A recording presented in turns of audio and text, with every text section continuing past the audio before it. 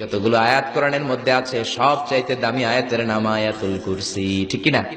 5টা কারণে এই আয়াতের দাম বেশি। জোরে বলেন কয়টা? 1 নম্বরে আয়াতের মধ্যে রব্বুল আলামিন নিজের পরিচয় দিয়েছেন। একটা মাত্র আয়াত, কিন্তু এত সুন্দর করে চমৎকার করে রব্বুল আলামিন নিজের পরিচয়টা একটা আয়াতে দিয়েছেন। গোটা কোরআন তন্ন তন্ন করে তালাশ করলে আর কোন জায়গায় এত সুন্দর পরিচয় আল্লাহর পাওয়া যায় না। এখন সুবহানাল্লাহ। এজন্য এই আয়াতটার দাম এত বেশি। আবার এই আয়াতের মধ্যে রব্বুল আলামিন তাওহীদের কথা বলেছেন। এই আয়াতের মধ্যে আল্লাহর 4টা সিফাতি নাম আছে। জোরে বলেন কয়টা? 1 নম্বরে আল হাইয়্যু, 2 নম্বরে আল কাইয়্যুম, 3 নম্বরে আল আলী, 4 নম্বরে আল আযীম। এই 4টা আল্লাহর সিফাতি নাম এই আয়াতের মধ্যে থাকার কারণে আয়াতের মর্যাদা বাড়িয়ে দিয়েছে কে? আবার এই একটা আয়াতে রব্বুল আলামিন তিনি যে কত ক্ষমতাবান, তার কুদরত যে কত বড়, তার জ্ঞানের সীমানা যে কত বড়, এগুলোর বর্ণনা দিয়েছেন। আবার এই আয়াতের মধ্যে আল্লাহ কুরসির বর্ণনা দিয়েছেন।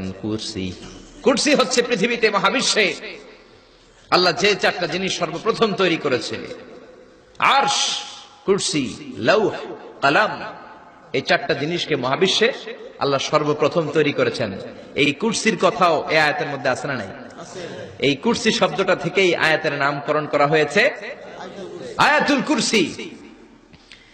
এরপরে বিশ্বনবী আপনাদেরকে বললেন, মান কারা আয়াতুল কুরসি দুবুরা কুল্লি সালাতিন মাকতুবাতিন লাম ইয়ামনাহু মিন দুখুলিল জান্নাতি ইল্লাল মাউত। কেউ যদি প্রত্যেক ফরজ নামাজের পরে একবার করে আয়াতুল কুরসি পড়ে, সে জান্নাতে ঢোকার ক্ষেত্রে কোনো বাধা নাই, একটাই বাধা, তার মরণ। প্রত্যেক ফরজ নামাজের পরে তাসবিহ পড়বেন। বিশ্বনবী তাসবিহ পড়তেন, এগুলো মানুষ জানেই না। বিশ্বনবী সালাম ফিরানোর পরে আসসালামু আলাইকুম ওয়া রাহমাতুল্লাহ, আসসালামু আলাইকুম ওয়া রাহমাতুল্লাহ, সালাম ফিরানোর পরে আওয়াজ করে বিশ্বনবী বলতেন আল্লাহু আকবার। কি বলতেন? নামাজ শুরু করছেন আল্লাহু আকবার, সালাম ফিরায় শেষ তখন আল্লাহু আকবার।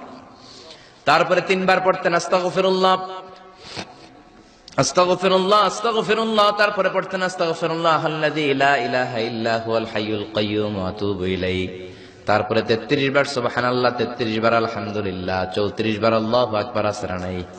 আরেকবার নাই, প্রত্যেকটাই 33 বার শেষ করবে লা ইলাহা ইল্লাল্লাহু ওয়াহদাহু লা শারীকা লাহু লাহুল মুলকু ওয়া লাহুল হামদু ইউহয়ী ওয়া ইউমীতু ওয়া হুয়া আলা কুল্লি শাইইন কাদির।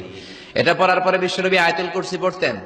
এরপরে পড়তেন আল্লাহুম্মা আনতাস সালাম ওয়া মিনকাস সালাম তাবারাকতা রাব্বানা ইয়া যাল জালালি ওয়াল ইকরাম। এরপরে পড়তেন রাদিতু বিল্লাহি রাব্বা ওয়া বিল ইসলামি দীনা ওয়া বিমুহাম্মাদিন নাবিয়্যা। তারপরে বলতেন আল্লাহুম্মা লা মানি'a লিমা আ'তাইতা ওয়া লা মু'তিয়া লিমা মান'আতা ওয়া লা ইয়ানফা'ু যাল জাদ্দি মিনকাল জাদ। এরপরে পড়তেন আল্লাহুম্মা ইয়া মুকাল্লিবাল কুলুবি সাব্বিত কুলুবানা আলা দীনিক, আল্লাহুম্মা ইয়া মুসাররিফাল কুলুবি সাররিফ কুলুবানা আলা তাআতিক। এরকম কত দোয়া যে বিশ্বনবী পড়তেন। তারপরে যদি আপনার মুনাজাত করতে মনে চায় মুনাজাত করেন, অথবা আপনি যে দোয়াটা করেছেন সেটাই যদি যথেষ্ট মনে করেন ওই দোয়াটাই করেন, সমস্যা নাই। শুনেই বললেন দুআ লা ইউরাদ্দু বাইনাল আযানি ওয়াল ইকামা, আযান ইকামতের মাঝখানে দোয়া করলে ওই দোয়া আল্লাহ ফেরায় না।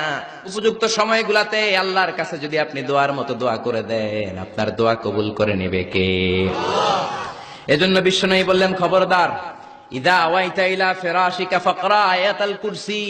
রাত্রিবেলা যখন বিছানায় ঘুমাতে যাও, ঘুমাতে যাওয়ার আগে আয়াতুল কুরসি পড়ো। রাত্রিবেলা বিছানায় শুয়ে আয়াতুল কুরসি পড়লে জিন ভূত থেকে আপনার ঘরটারে হেফাজত করবে কে? আবার বিশ্বনবী বললেন, সকালবেলা যদি একবার আয়াতুল কুরসি পড়ো, সন্ধ্যা পর্যন্ত ফেরেশতা দিয়ে আপনারে হেফাজত করবে কে? আবার সন্ধ্যাবেলায় যদি একবার তুমি আয়াতুল কুরসি পড়ো, সকাল পর্যন্ত তোমার গার্ড দিবে কে? একটা আয়াতের মধ্যে ইসমে আজম আছে, আল ইসমুল্লাহিল আযম।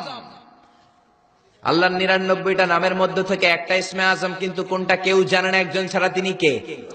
আল্লাহর ইসমে আজমটা কোরআনের কোন আয়াতের মধ্যে নাই, আছে শুধু আয়াতুল কুরসির মধ্যে। যেরকম সুবহানাল্লাহ।